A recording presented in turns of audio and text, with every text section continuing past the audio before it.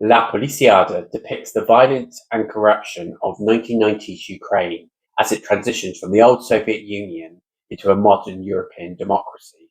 This innovative and eccentric film bridges the Ukraine of the past with the Ukraine of the present, trying to provide some historical context to the current horrific situation with the Russian invasion, and has been made Ukraine's official submission for the Oscars. In this video, I'm going to be reviewing the film, in particular exploring the themes of the film and how it depicts Ukrainian identity through the acting and cinematography.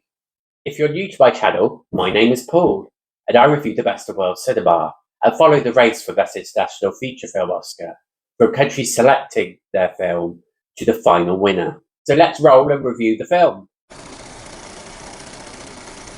La Palisiada opens in contemporary Odessa, portraying a young, artistic group who discuss life and art in very passionate terms, until there is a shooting. This opens the title credits and is the gateway to the 1990s.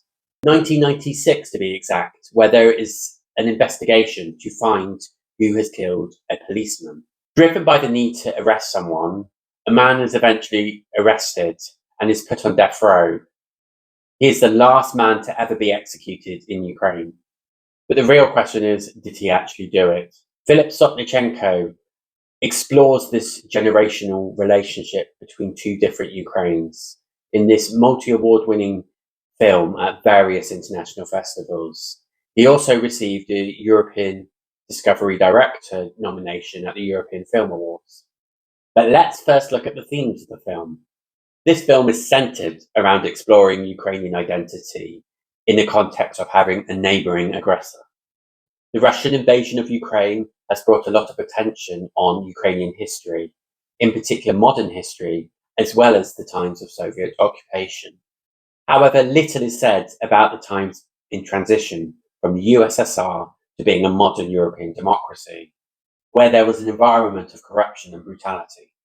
La Palisiada attempts to explore this theme and to provide greater understanding of what is happening today. It creates a family generational link between the anarchic times of a post-Soviet country to the current times of a more pacifist modern European democracy. This is an interesting concept and enables us to explore how the experiences of one generation can be passed down to another, even though the societal changes that have happened. The acting is very impressive, and it's predominantly done by an amateur cast, providing very naturalistic performances. There is almost a sense of deadness in their living, as well as their reaction to the shootings. It's never deadpan, but they're just numbed by the experience of living under a previous occupier. The cinematography utilizes the technologies that existed in the 1990s to provide this VHS-style version to how it is shot. Brings a documentary style quality to the film, as if we are actually participating within these people's lives. It utilizes a diversity point of view, from on occasions being a participant, as if the camera person is part of the group, following every step they do, to taking a step back with long shots. Dispersed throughout the film is real police footage of the time to provide additional authenticity to its approach. This eclectic way provides a really interesting quality to telling the story. For the 1990s scenes, it's shot in a village where there isn't the big buildings of modern-day Kyiv. Instead, you have a really authentic Soviet-looking space. The director has successfully removed all traces of modern Ukraine and stepping back into that time where Ukraine has just been liberated from the Soviet Union.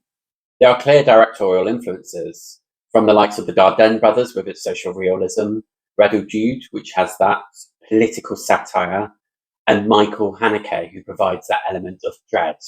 However, this is a film that has its own voice, and it certainly speaks to that of a Ukrainian identity and history. So to conclude, I think this is a really effective film that manages to explore the issue around how you move on from a generation of violence and occupation to a preferred society where there is freedom and pacifism. It's an important chapter to Ukrainian history as well as Ukrainian cinema. This feels like 1990s Ukraine, where an occupier has left and there is a state of slight anarchy and poverty, and criminal behaviour with violence.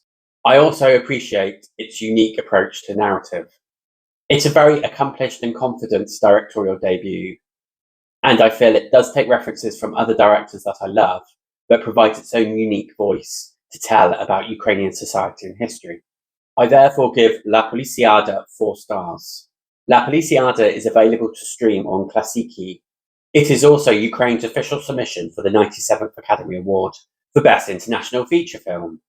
And I'll be doing a further video to explore how well it could do in the Oscar race. Please do watch, like and subscribe to my videos to follow the race for Best International Feature Film at the 97th Academy Awards.